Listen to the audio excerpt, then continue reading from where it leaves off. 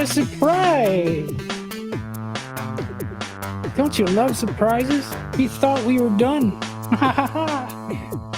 You thought we were done. But it's still February. And there's still stuff to do. So, you know, I figured I might as well stream it. Because here, let's check out what I've been doing today. By the way, this work is sponsored by Clojurists Together. So a big thank you to everyone who made this possible, who decided that the Exorcism Clojure track is a really valuable community resource. So what I'm doing here is showing the porting of an exercise that I found that teaches basically everything that we've been doing all month, all neatly distilled in one exercise. It's perfect. It's perfect.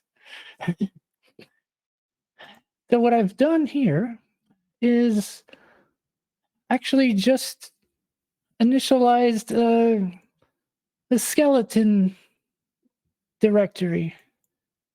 And the exercise is called LSA's Transformative Enchantments. Let me just open up the chat here in case anybody stops by. I haven't told anyone that I'm doing this. But just in case, I'll blow this up a little bit. Hopefully that will be okay.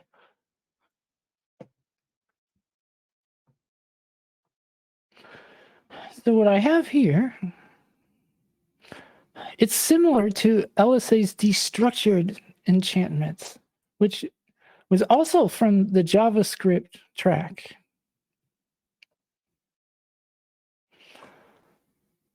Which teaches destructuring, specifically sequential destructuring. And this is building on the same theme, where they're transformative enchantments. I have the, actually right over here, we can go to the JavaScript track. And yeah, here we go.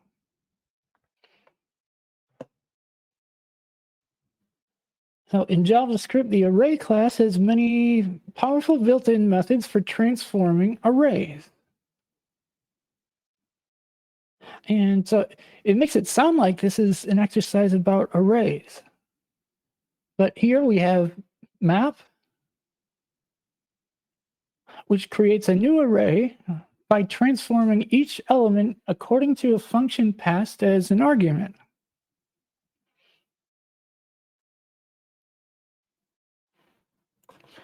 And so this is what map looks like in JavaScript.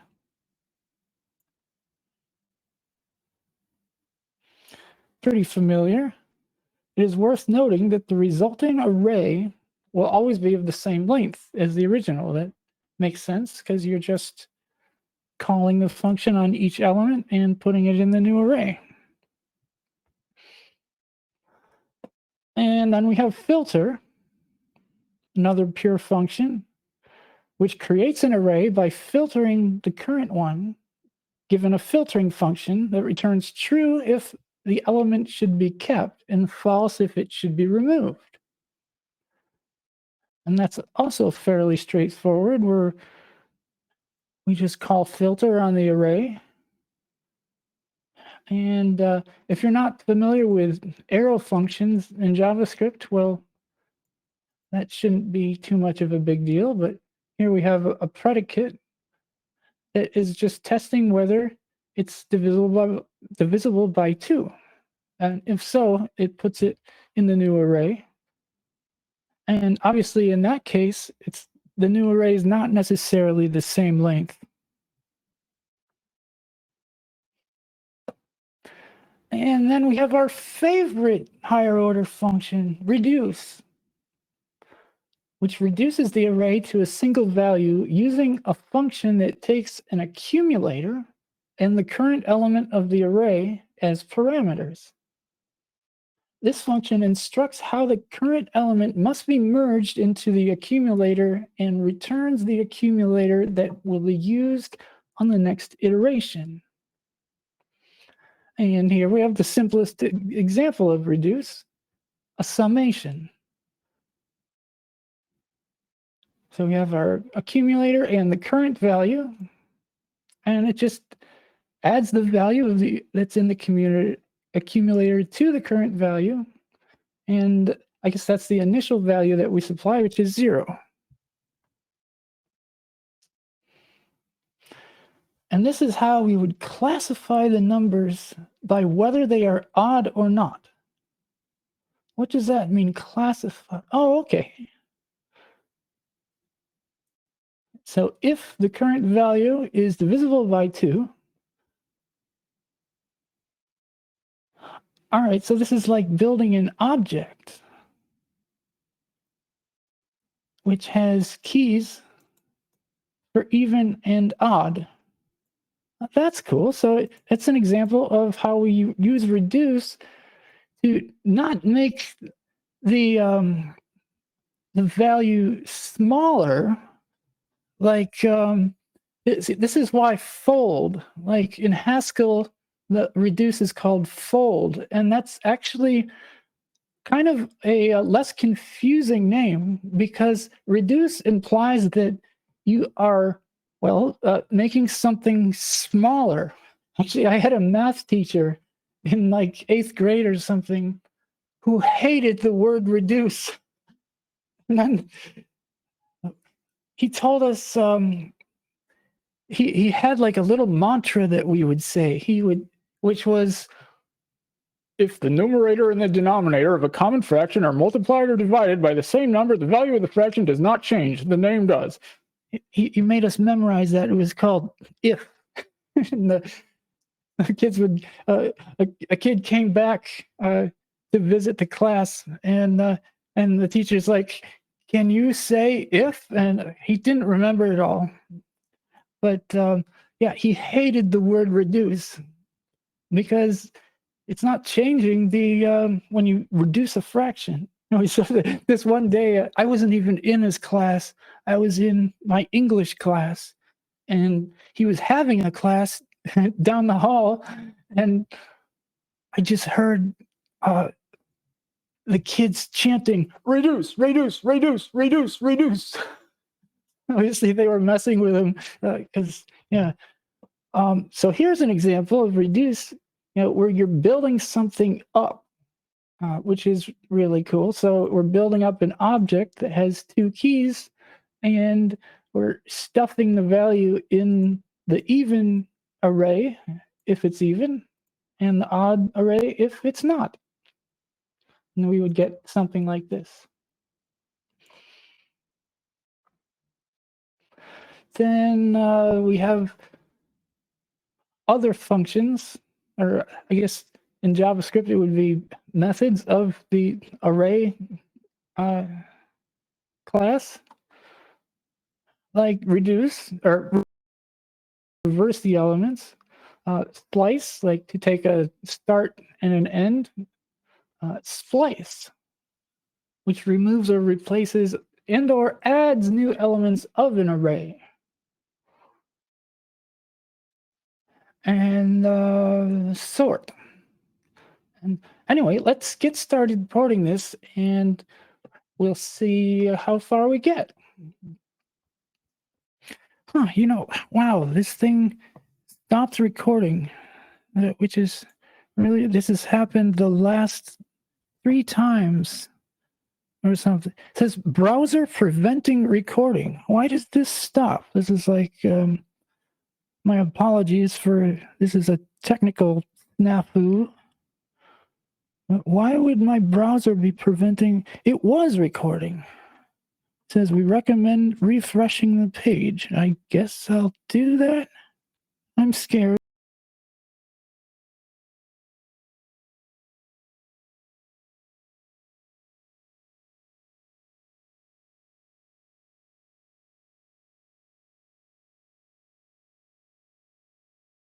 intact.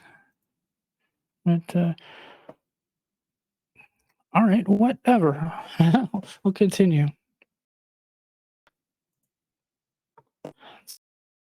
I have the new I have the Clojure repository open on the left side of my screen. Let me open up the JavaScript repository on the right side. How about that? So here we have, wait, do I already have this open? Yeah, yes, I do. Okay, cool. So here's the test suite. Yeah, and yeah, so we've got the test suite on both sides here.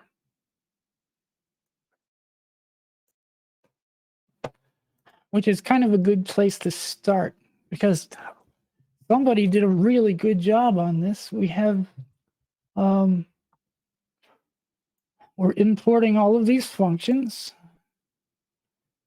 And we have a test where we're testing the seeing double function and to test whether it will double all of the values. So that sounds like map.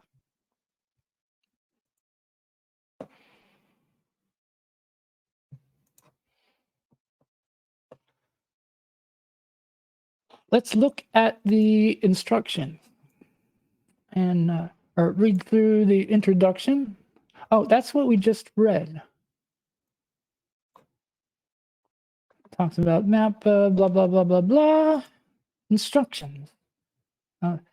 Elise, is that how you say it? Let me, let's say,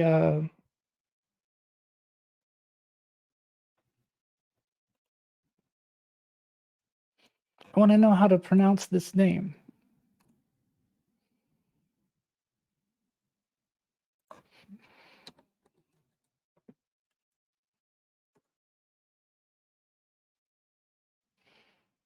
How to pronounce that. The following pronunciation is brought to you by pronouncenames.com. Elise. Oh, it is Elise. Okay, thank you. Okay, Elise, magician to be, continues her training. She will be given a deck of cards and attempt to transform that deck. She will make certain cards appear, disappear, change their values, or completely rearrange themselves. To make things easier, she usually only starts with cards numbered 1 to 10, although some of the tricks may result in larger cards being created. Task 1 is to double every single card. Elise wants to double the number of every card in the deck. This may result in higher cards than 1 through 10. And so this is how that would look in JavaScript, where we have a deck of cards, 1, 2, 3, 4, 10, and we call seeing double on the deck, which returns a new array with each element doubled. Very nice. So let's go back to the test suite and see what tests we have. First of all, I'll flip over to, I have a skeleton file I started here for the source code. And let's see how this would go.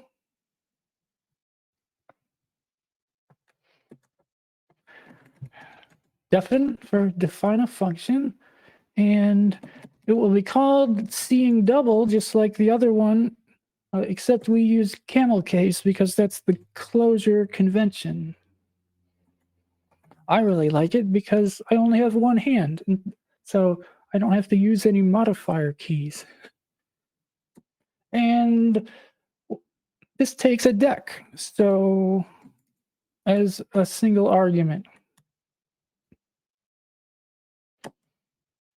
Now, Clojure uses vectors, which are like arrays with, basically the only difference is that vectors are heterogeneous. Is that the right word? That they can have any kinds of type. They don't have to be all the same type, where an array is usually the same type.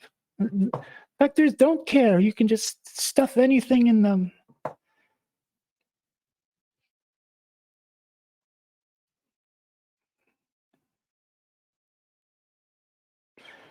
So this would take, and obviously we're going to use map.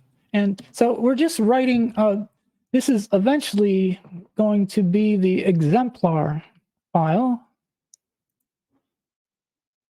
And then I'm going to just delete all of them afterward. Well, I'll copy this into the new exemplar file and then delete all the function bodies to leave just the stub, which will be shipped to the user for the new exercise. So for our exemplar, this should be fairly straightforward. We'll just take the deck and we're going to map a function. So yeah, let me just write it like this. We'll say a function, and we could give it a name too. Function double.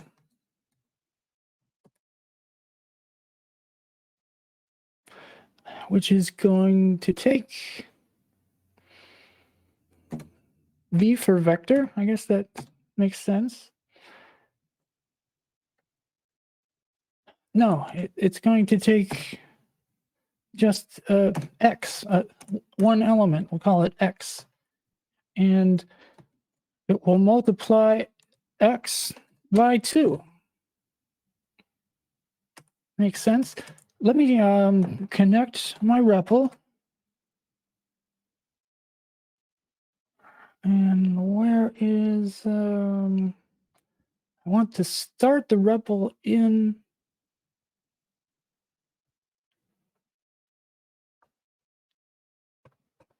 a folder that's not listed here. Oh yeah, it is. There we go. And that looks yucky. I need to arrange my windows so that it will be in 2 rows.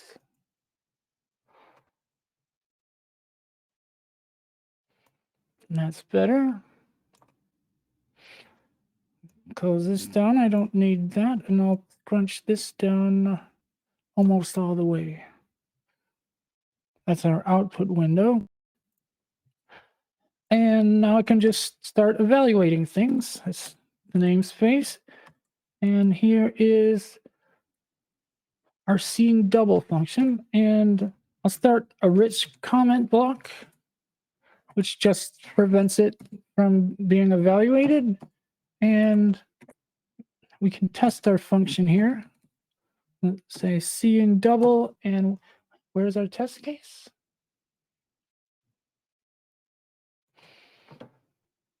Go back to enchantments spec.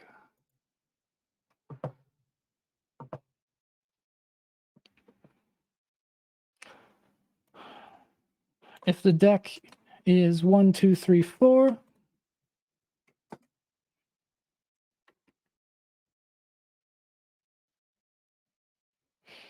oh, I forgot something. I forgot to map it on the deck.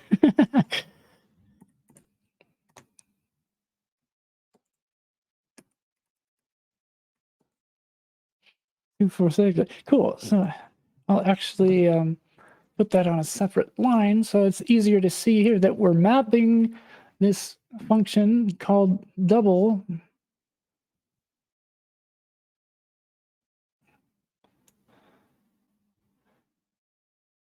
on the deck. Cool. So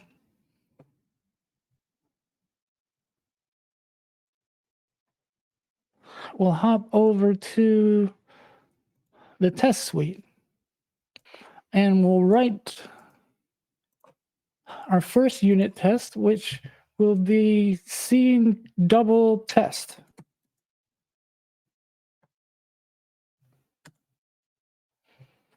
Now we have, okay, we have the testing macro except that's not right. Need to require it up here. And I think this is basically closure.test basically follows the XUnit spec. So I think if you understand how XUnit works in other languages for unit testing, it's basically the same thing. And we have the testing macro, which is where we put a string that says what we're going to be testing. So here we double all the values.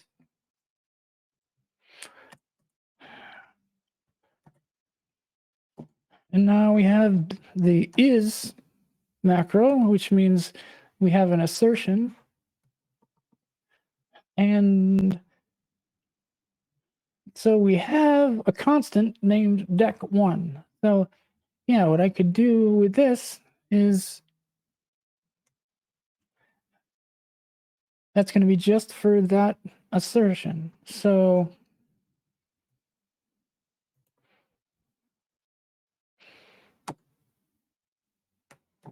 I think I'll put that here. So we'll bind dec1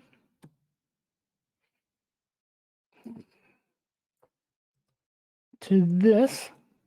Now I'll take the commas out just because commas are white space in Clojure, so it's kind of superfluous. It's helpful for keys and values if like you have a map that is just numbers or something, then you can more easily see what the keys and values are, which is why by default maps print with the commas. And it's just to make it easier to read. So then we have expected 1. And, you know, that's actually not even necessary. There's no reason to define a variable that's only going to be called once. You know, does that make sense? So we're just going to assert that if we call seeing double on this 1, 2, 3, 4, we get 2, 4, 6, 8. So we'll assert that two things are equal, which will be, and you know, I just learned this recently that that these are supposed to go in a certain order, which I mean, obviously, if you're testing equality, the equals function does not care what the order is. And so I've done this in the past without actually considering that. And then I realized, because somebody pointed it out, that it makes it so that when you run the tests, and it will return what was expected and what was the actual value. So now I'm actually going to have to run the tests in order to, because I can't remember which way it's supposed to go. So I will require run tests, which is a function that runs the test.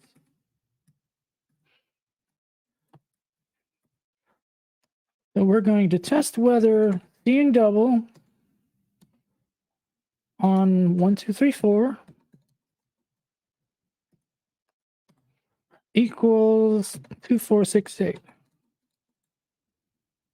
Now I'll define that test, and I'll make another comment block.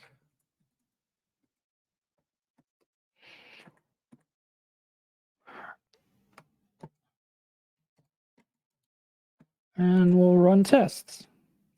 Oh, run tests has a bang on it.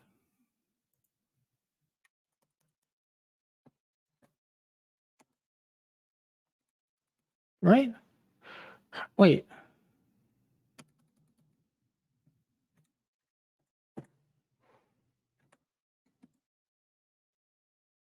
Huh. Oh, there's two different ones. Oh, let's check that. Let's check out what that means. What's run tests with or with a bang?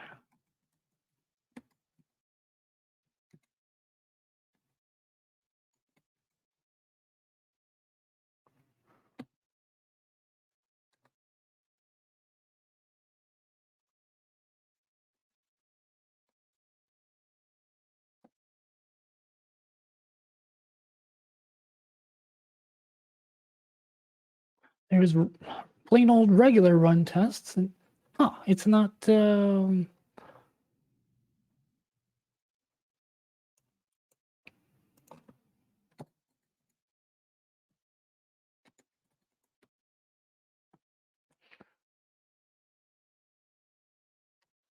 Not found.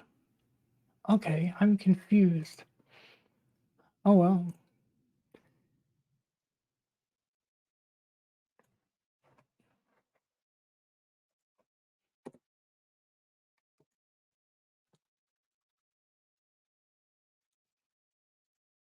All right, we'll call plain old regular run tests. And we get, let's see, well, it passed. So actually, that's not telling me what the order is. So what I'm going to have to do is make it so that it fails. So let's say instead of doubling each one, we triple it. Now I'm going to redefine that function. And let's see, I think I need to reevaluate this. And now we'll run the tests again. And okay, weird. We didn't get the.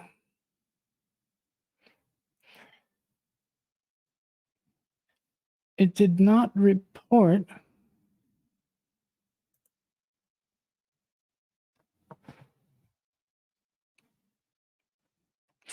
I'm going to have to look at the documentation for the Clojure testing library.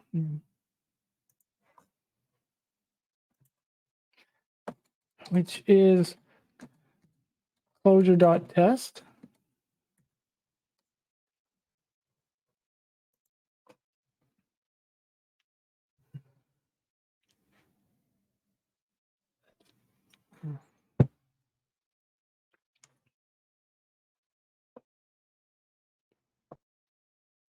And so here we have an is expression. And here's an example here. We're testing whether 5. Okay, so it's the expected value first.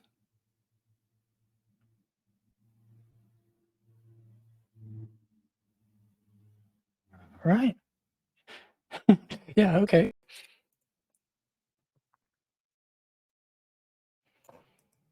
Which is the opposite of what I had.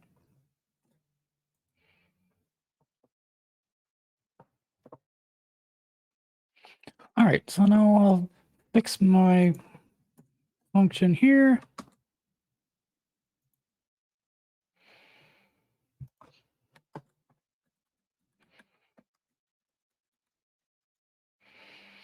And now that's passing. Cool, so what's next? We have another deck, which has the elements 2, 5, 1, and 9.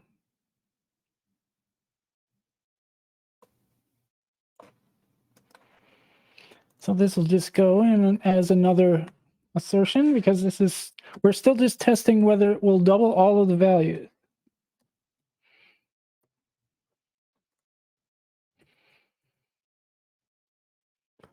So this is going to equal 4, 10, 2, 18.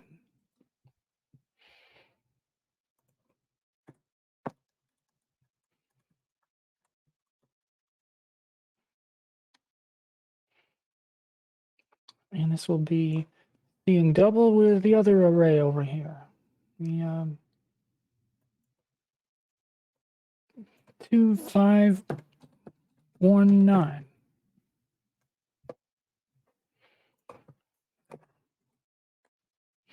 I'll redefine that and run the tests. And now it says that there are two assertions passing, which is exactly what we wanted. Okay, so now we're still in describe seeing double, so which corresponds to def test in the closure testing framework. But we have a new testing block.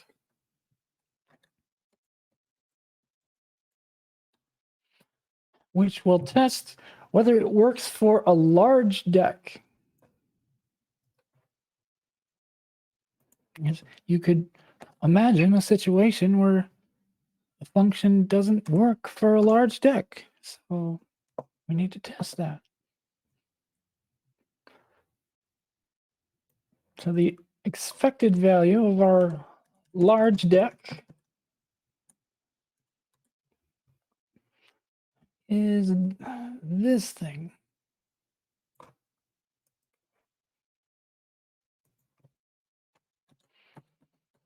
Is equals, well, I'll save some space by deleting these commas.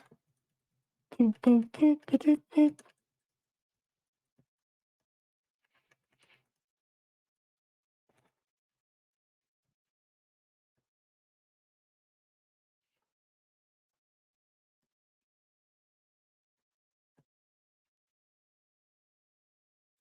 So that will be the expected result of calling seeing double on this thing.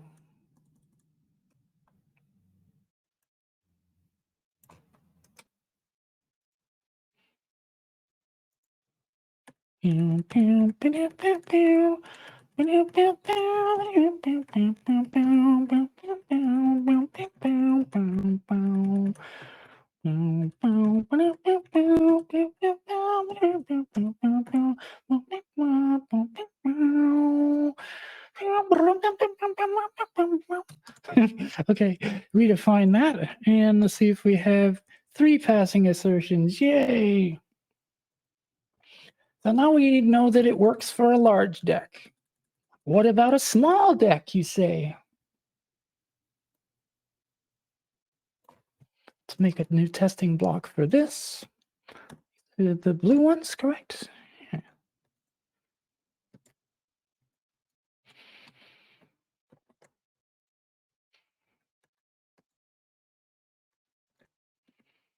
And what is our small deck?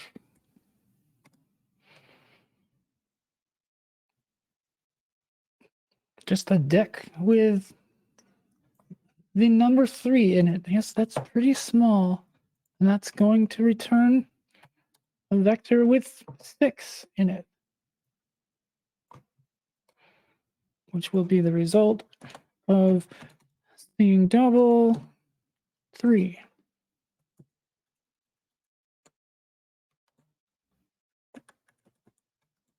And now we have 4 passing assertions. Excellent. Now we need to see what will happen if we call seeing double on an empty deck. Now, what is supposed to happen? Expecting just the empty array. Now, we'll see whether that makes sense in closure.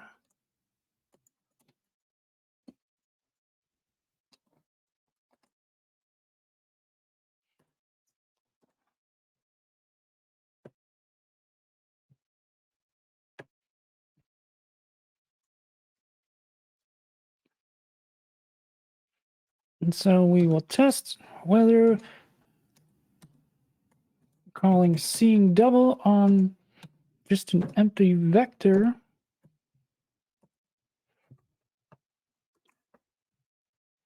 now this might not work because, oh, yeah, it does. Okay. Because if we,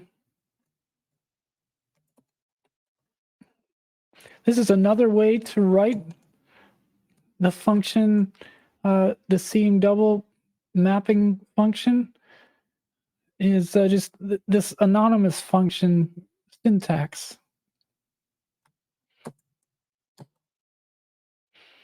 And in place of the variable name, we use a %, and then it will, that's the same thing as this. I'm just going to use the named function notation for the exemplar because it's more explicit, but this is the same thing. So if we map that function on an empty vector, we get, well, it's an empty sequence because map produces lazy sequences. That's actually one of the main differences between map and filter in Clojure and reduce, because, well, reduce is not lazy because, well, you have, in order to get the final result of the iteration, you have to traverse the whole thing. Whereas map and filter are lazy. So they always output lazy sequences, which in Clojure are printed as lists, which is why we just have the empty set of parentheses here. So cool. So that's that first def test, which in the JavaScript test suite is this first describe, which tests the seam double function. So our next function is called 3 of each 3.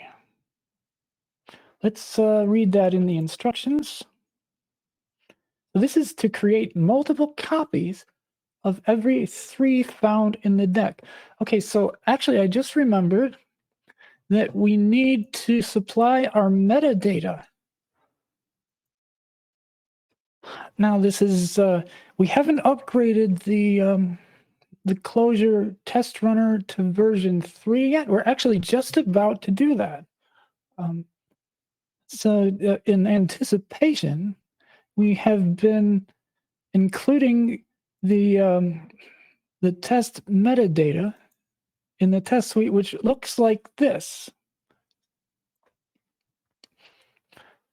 So on the def test form, we include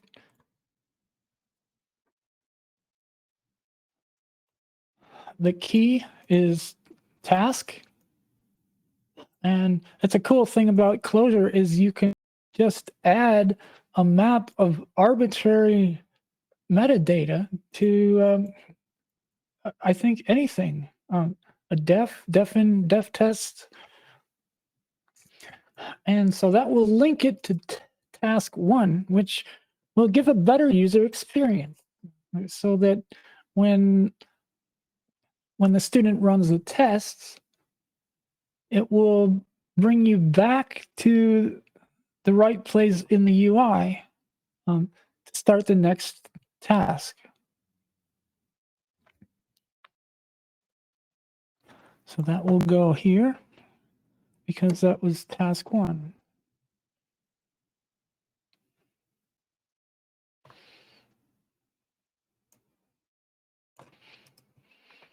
So next we have another def test, which will be task 2. And we're going to, okay, so task 2 is to create multiple copies of every 3 found in the deck. Elise wants to triplicate every 3 found in the deck, like every number 3. If the deck started with a single 3, after the trick, the deck would have 3 3s in place of the original. That sounds kind of, okay, so if we have a deck which contains 1, 3, 9, 3, and 7, and yeah, so it literally just triples every 3.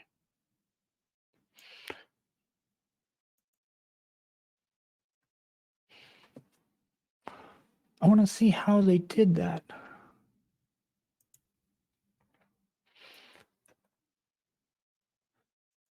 So in meta exemplar, let's see what this looks like in JavaScript.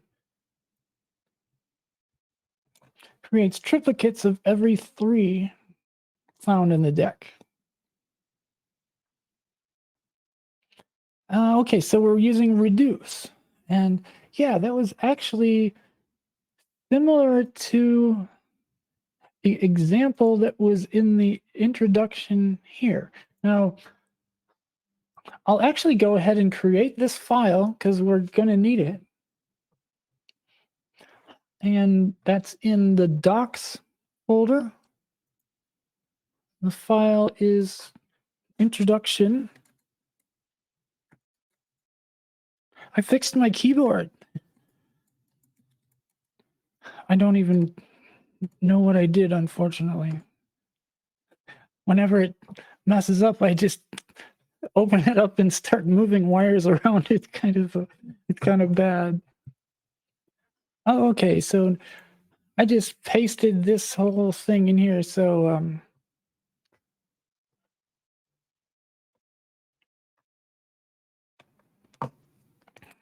I will just start going through this and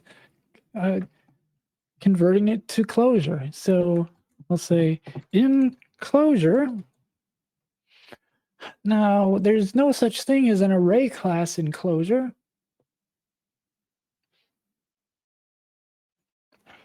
So I think I'll just delete that.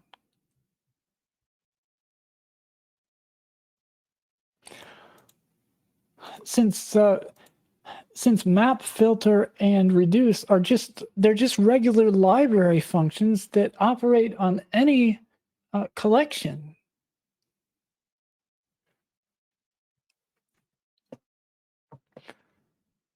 So let's actually, I'll say something like that. We'll say the Clojure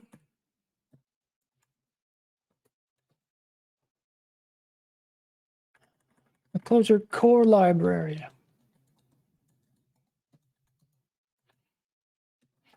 contains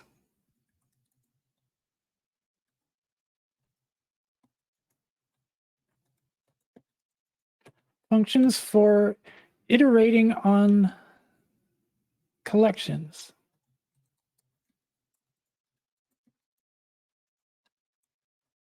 For transforming collection.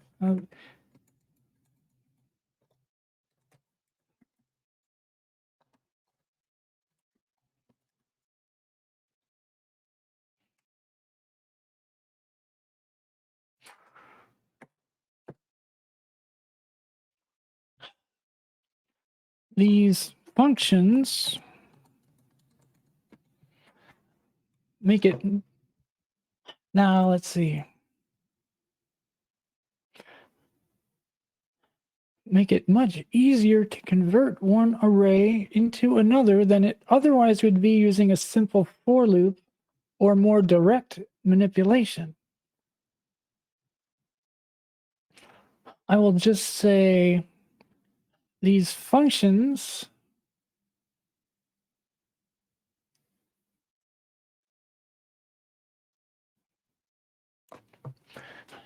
you know what, let's look at this in I have over here Clojure for the brave and true. Actually, I don't know where it is, but I can look it up again.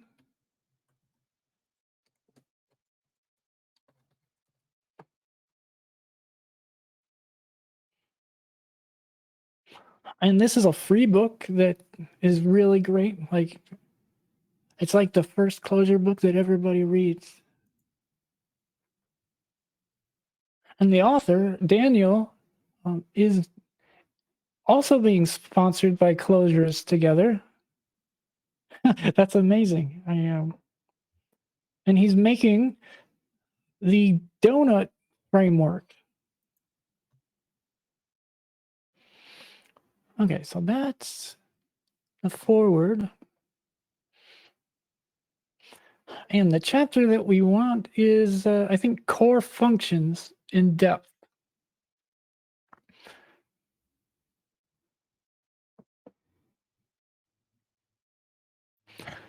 And we have programming to abstractions, because what's cool about Clojure is we have the seek abstraction. In other words, the sequence abstraction, where in JavaScript, map is a method of the array class, where in Clojure, it's a function that operates on sequences, treating lists, vectors, sets, and maps as sequences. So it can operate on anything that you can call the seek function on. I'll just show what that means.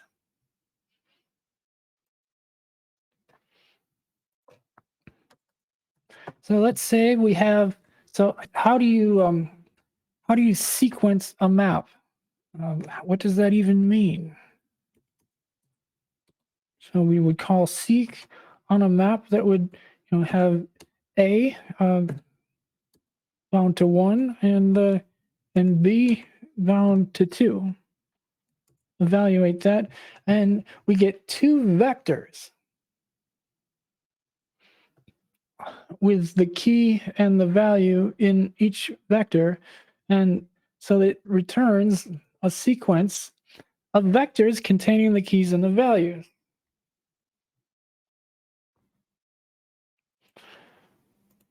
And we can also call first on a map, which actually doesn't make much logical sense, but we can still do it, or it'll just, because map entries are not ordered by definition unless you're using a sorted map.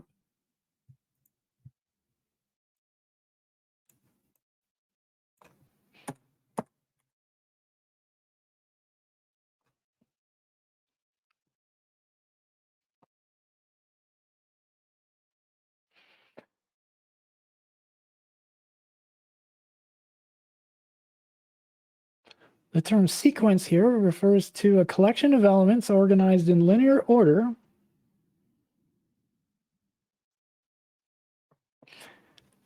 I think I can it's probably enough to be able to word this properly.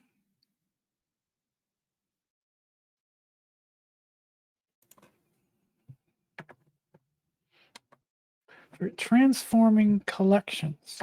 Let's see. These functions. Let's see, do we need to talk about the sequence abstraction? That's it might be its own kind of concept, but I think we could probably get away with not. Let's see, these functions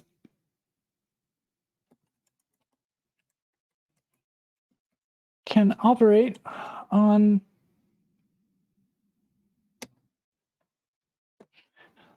what did he say? Lists, vectors, maps, and sets.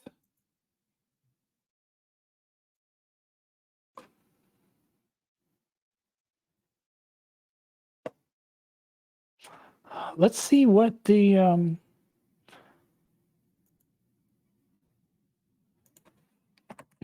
just the regular definition of map.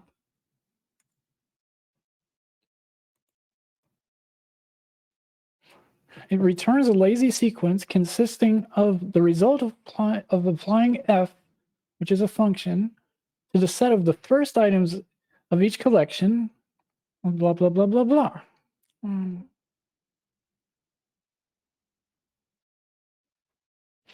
Map can be used with multiple collections.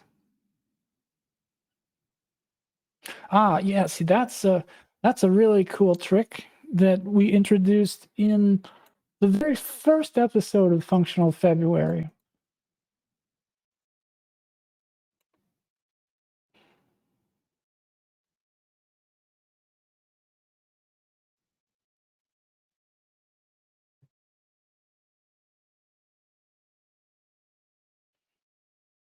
These functions can operate on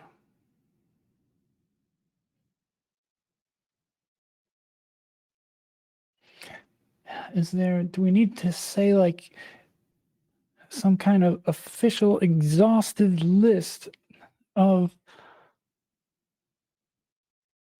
which collections can be sequenced?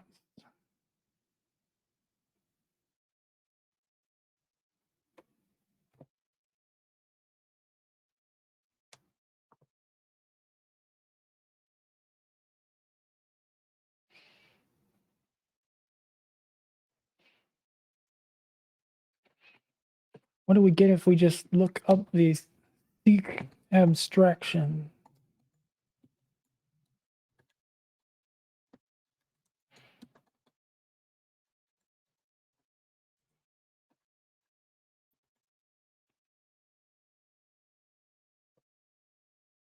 Closure sequences.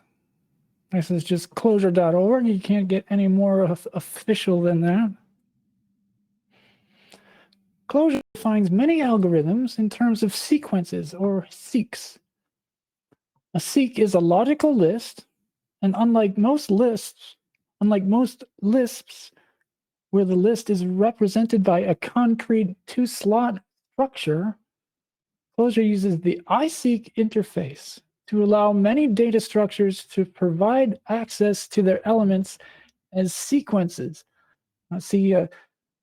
Functional programmers and Lispers love to quote Alan Perlis, who said it's better to have 10 functions operate on 10 data structures. No, wait, I screwed it up. I said it all wrong. It's better to have, 100 functions operating on one data structure than 10 functions operating on 10 data structures. And Rich Hickey modified the quote to say that it's better to have 10 or 100 functions operating on one abstraction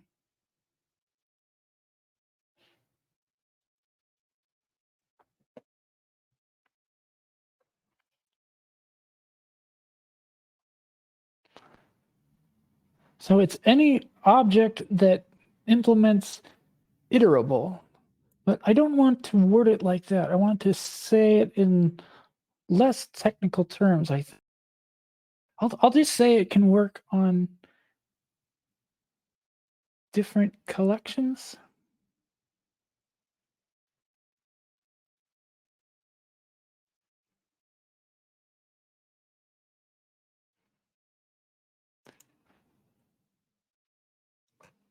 Here is the documentation for seek. Returns seek on the collection. If the collection is empty, returns nil. Also works on strings. So that wasn't even. So I'll say these functions can operate on many data structures,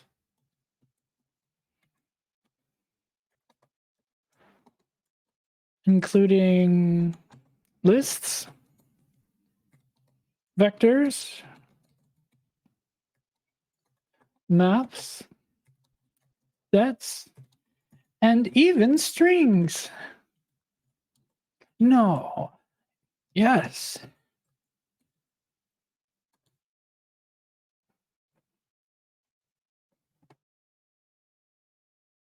These functions make it much easier to convert. See, in Closure, we don't use imperative for loops or direct manipulation unless, like, you're doing something weird, like very advanced. Like, say you write a library and then you want to squeeze out every bit of performance, then you might want to use mutation. But we're not going to be even touching that in the exorcism syllabus because that's beyond the scope. Some methods, so some functions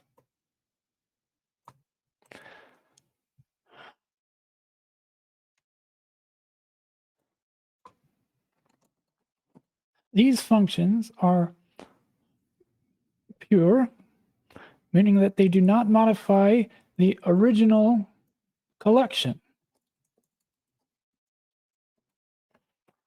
They return a new one instead. Wait, I'll just delete that because some of the most commonly used functions to transform collections are presented below. A full list of, so those are the array methods in the MVN documentation. What would be a good source for this? It would be, where were we before in the closure reference documentation? Wherever it talks about the sequence library. The seq library, that's probably good right there.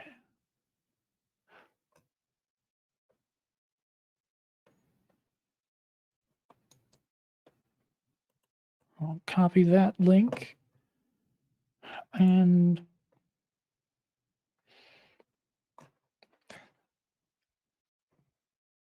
can be found in the closure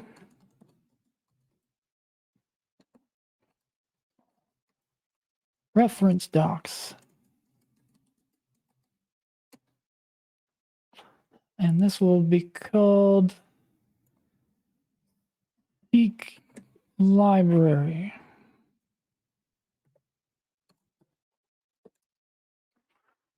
Instead of what have you. Instead of array methods. Seq library.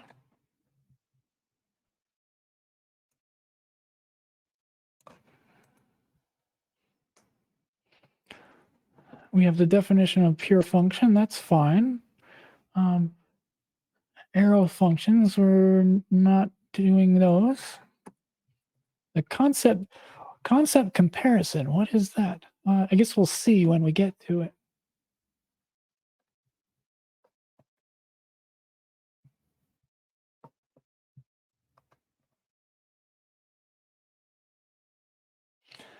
All right, so map, we know it's pure because they're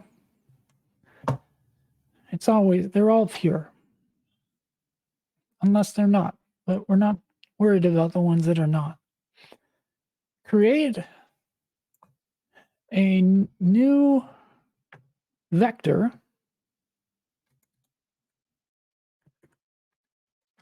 and we have an exercise that teaches vectors, which is a port of the Birdwatcher exercise, which teaches arrays. But arrays and vectors are functionally similar.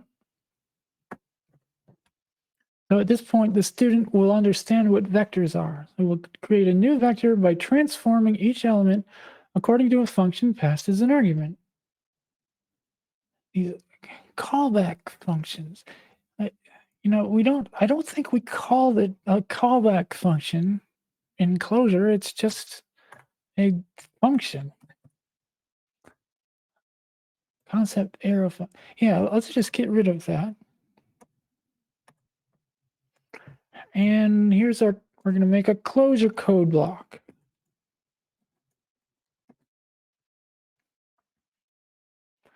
Where we will be using def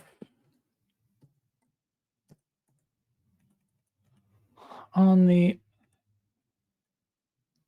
define a variable or a var as ARR. Oh, but ARR doesn't make sense because it's not an array. We'll just say, just call it V. That's good enough for me. As 1, 2, 3, 4.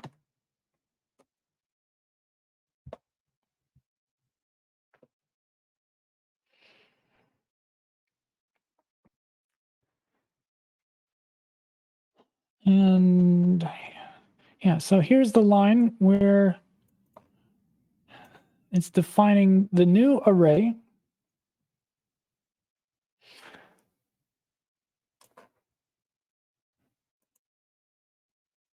And then it's logging it to the console. And then it's logging the original array to the console to show that it has not been changed.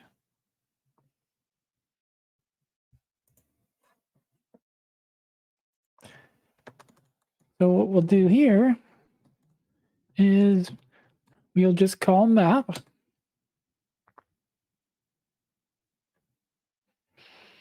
And the function, so what this is doing is subtracting 1.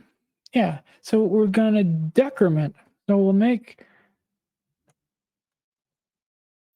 a function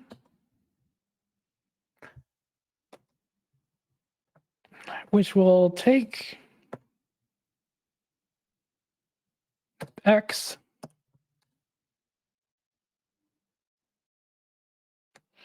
and we will call dec to decrement x. And then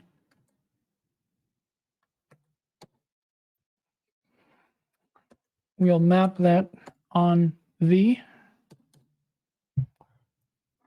And I'll take this over to the file that's connected to our runtime here. And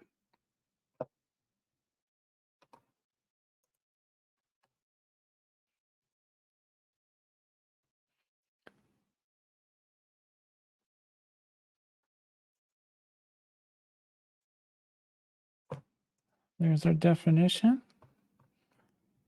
And you know, that's actually a little bit too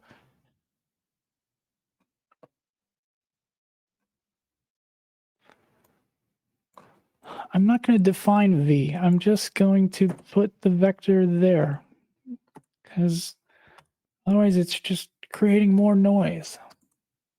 And so then we get 0, 1, 2, 3. Excellent. If we want it to return a vector instead of a lazy sequence, we can use map V. Yeah, so let's see, do I want to mention that? Probably. Since the point is to return a new vector, so cool.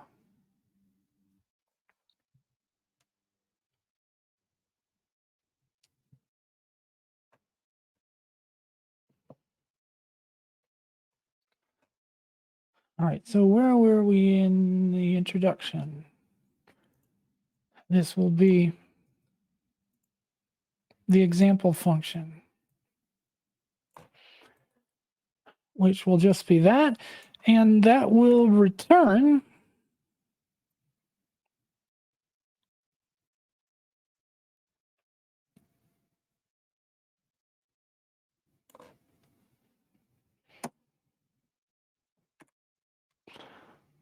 now this is just a comment, so I'll replace these with semicolons. So that's now a closure output, and that will be the output. Okay, so now I'm going to have to mention map V. I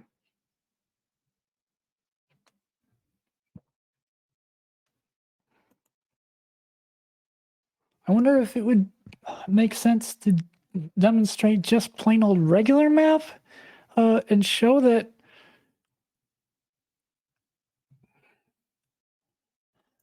it's probably not necessary. I think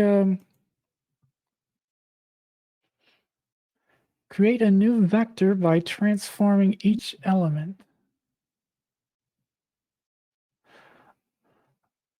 I wonder if we should just loosen the instructions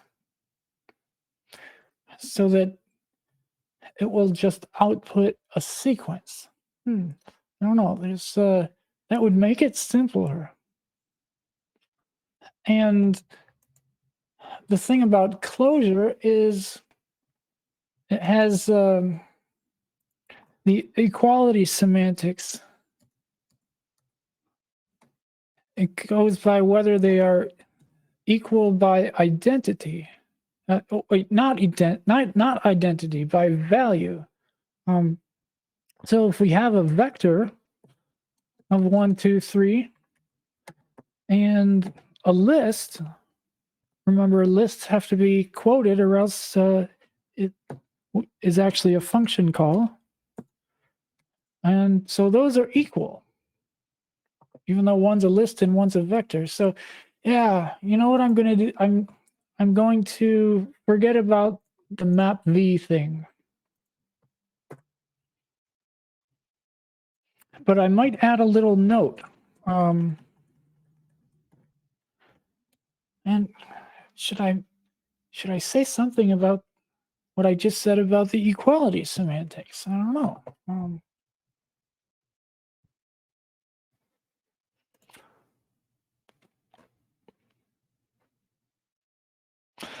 You know what? I do need to define the original vector. I'll call it my vector.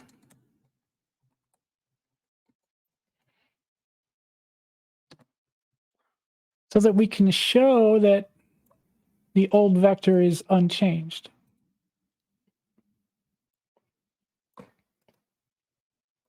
So then we'll map that on, and this doesn't need to be on another line. That's nice and tidy. So that returns that. And then we will just call my vector to show that it just returns that. I just need to replace these with semicolons, and that is now a legal closure block. And I'm going to put a little note here that explains kind of like what I just said before. Let's say, notice that the output of map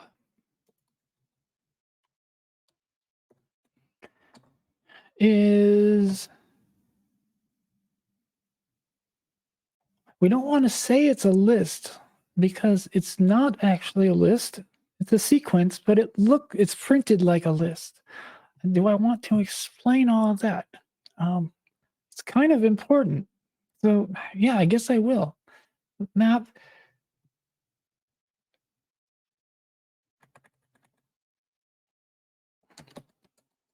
returns a list.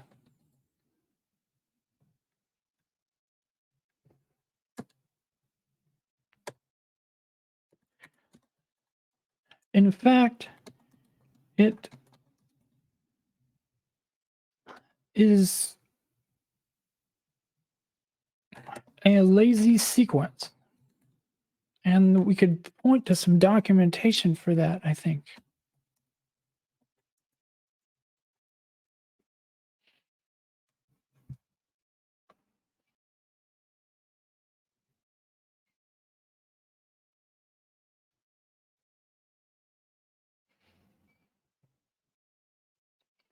Let's see what we get if we just Google closure lazy sequences.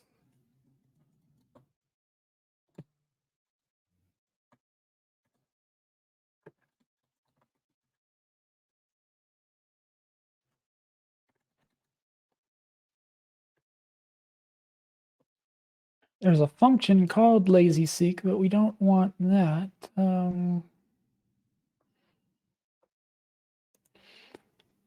I guess this is the same as where we just were. Yep.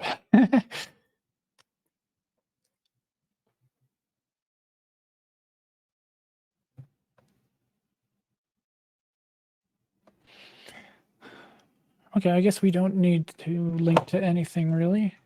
since we already linked to that.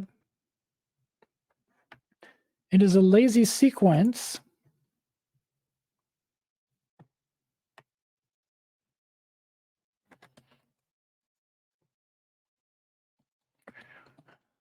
Which is printed like a list.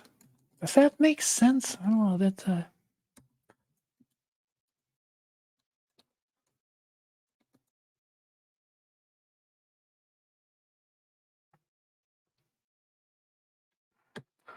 and let's see. Clojure's equality semantics.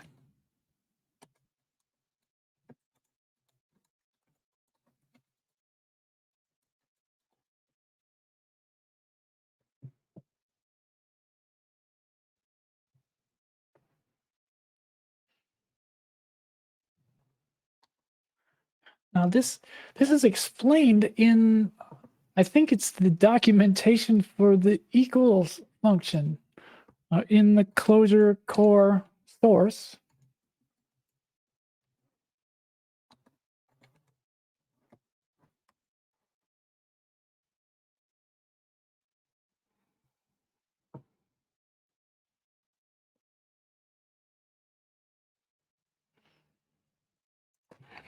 Let's see if I just equals. That's so family. Ah, here we go. So equality.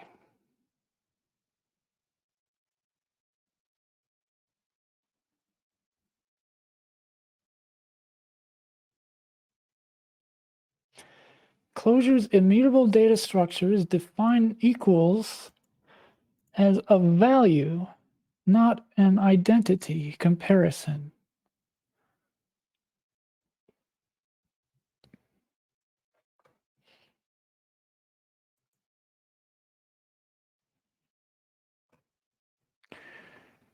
Go by value, that makes sense, not identity.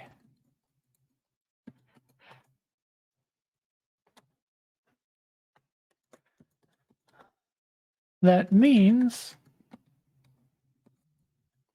that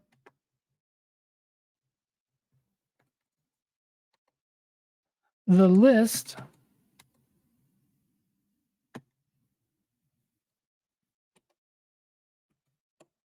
one, two, three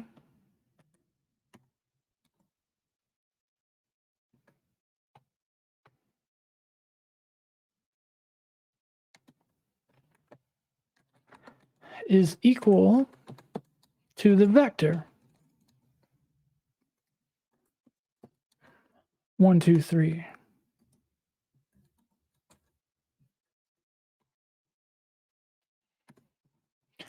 And I think I will link map V.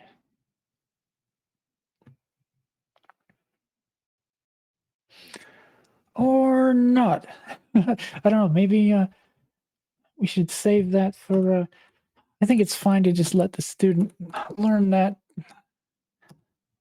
on their own time. We don't need to overwhelm them with information. But let's see. It's been. I normally go for about an hour and 15 minutes. I feel like I just kind of just started, but I don't want to make these streams too long. Of course, it's just a surprise stream anyway, and there's nobody even watching, so I think I'll just keep going. We'll finish this one part. We'll finish map, and then we'll do filter next time. How about that? Maybe I won't promise anything, but maybe tomorrow we'll do this again. Just keep that between us. Don't tell anyone, she says on a public stream.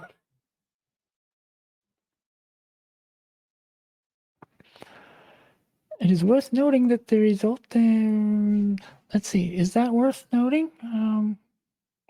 No, no, that's fine. Okay, I guess that's it.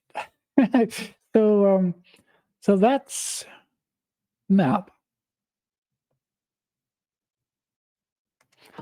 Now, where did I leave off in the unit test? Was here. Wait, no, that's destructured enchantments. I can close that one. Yeah, so then we were up to the second task, which uses reduce or filter. Well, either way, I guess this is probably going to be a good place to stop. Otherwise, if I keep going, this will just there will be no end to the matter. So what I'll do is comment that out, I guess. I'll save everything and make a commit.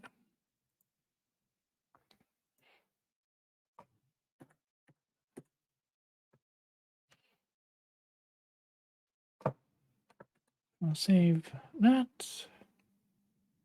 What else do we have here? The oh, I don't want to save this. I feel weird about saving this with all of the JavaScript stuff in it, but I'll do it anyway.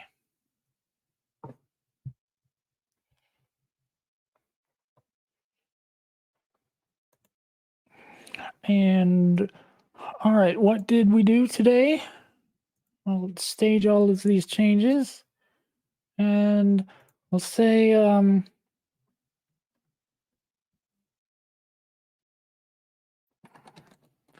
we ported the map task. Yeah, it was task 1.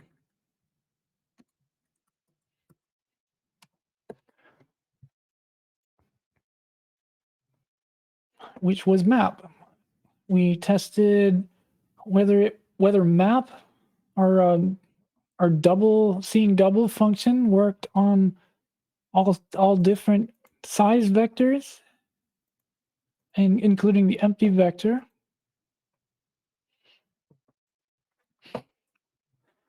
And next time we will continue on task 2 and go into filter and reduce.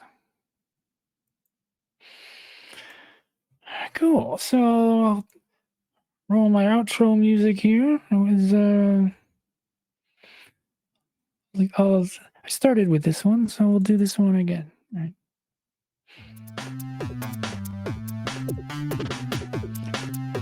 And thank you for watching. This has been a bonus episode of Functional February. And no promises, but it would be a shame to leave it here.